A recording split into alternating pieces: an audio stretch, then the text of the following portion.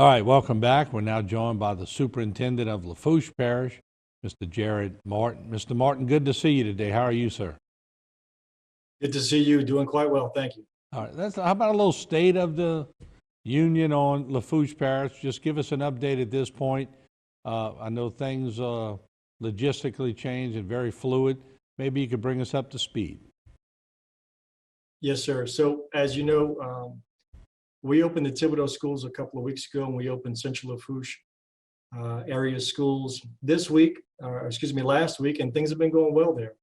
We're slowly getting back to normal, and we are optimistic that we're going to open South Lafourche High School on the 18th this Monday. We have a tremendous amount of work that still needs to be done, but it's being done at a pace that puts us well within that window where the 18th is going to happen. We still have classrooms at South Lafourche High School where sheetrock is not to be painted and those kind of things, but the building is safe, the building is secure, and we're excited to get all of our kids back. You know, and a lot of the schools in the South Lafourche area actually weren't impacted by the storm that much. But those that were impacted were just tremendously impacted.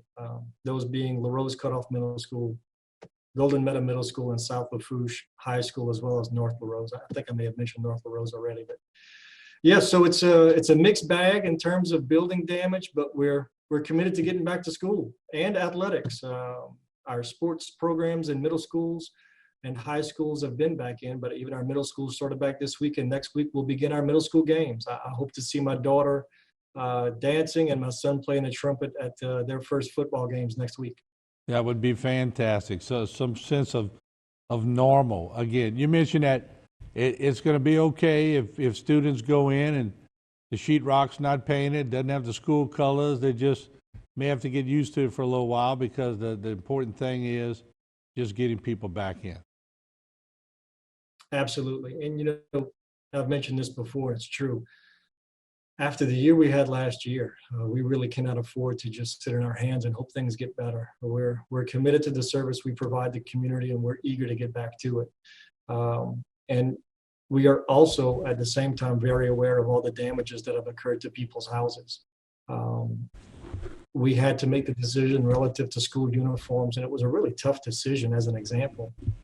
But after speaking to members of my staff and members of the community, we realized that the easiest way to make sure that children who lost everything in the storm are given and look the same way as children, like my own, very fortunate that they didn't lose anything in the storm, is by keeping the uniform, because I can quickly arrive at new uniforms, and we're committed to giving every kid that needs uniforms. And as soon as they get them, they're going to look just like everybody else, feel just like everybody else, and get back to whatever normal is for 2021 and in January 2022. You know, you talked about your daughter and your son, and it's just so important for these students to feel like they have something else that they can participate in. And we get to the mental health part of this, and superintendents are very important in orchestrating help for the students. Are you finding at this point that people are accepting that? Kids are pretty resilient too. Are you finding out that some of them need a little extra help, and how are you handling that situation? Absolutely. You know, we had actually increased the number of professional school counselors within our ranks because of the coronavirus. We use federal funding to hire, I believe, 8 professional counselors, which means that all of our elementary schools have professional school counselors assigned to them specifically. So it helps us tremendously as we transition back to school from the hurricane to have professional school counselors that understand what children are going to, that are able to speak to classrooms, speak to individual children, and arrive at those therapeutic processes to make sure that kids are being well cared for, adjusting well, and have the resources they need to persevere during this extremely challenging time. How's the logistics been going? So let's talk about the war room a little bit. We all know everybody has a war room, and when the storm hits, you're way at the top flight of the stairs, but as things get into place and things start to get checked off the list, you start climbing down the stairs and you have a few less things.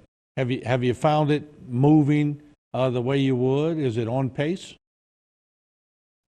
We are. We're on pace, and I will tell you that after my first tour of the district, if you'd have told me that we would have all of our schools, um, and that's actually not true. I don't have all of my schools that are going to be up Monday. We have 2 schools that are not going to be up and running, but all of our children will have a school to attend, and we'll have a classroom to go to on October 18th. I would have thought that would have been a really ambitious goal. Getting all of these kids back in school Monday has been a very uphill battle with a tremendous, you said it exactly right. You've got a war room and you've got all of these logistical steps that have to happen and protocols to follow. But to get what we've gotten done thus far, all of the water removed, all of the new drywall floors, drop ceiling, and wiring that has to be put back in, and get that ready for these kids on the 18th has just been a tremendous effort.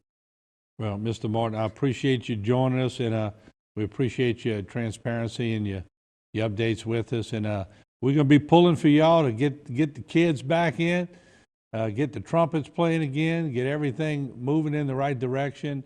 And God bless you. Keep up the great work, and we'll get some more updates as we go along. Yes, sir. Thank you for having me. All right, there you have it. Mr. Jarod Martin, the superintendent of Lafourche Parish Schools. And I don't know, I get excited when they talk about kids going back to school and things of that nature, because normal. We know it's not normal, but it feels normal for them to go back. So we thank all the superintendents, teachers, administrators for making that happen. We'll take a break. We'll be back with more.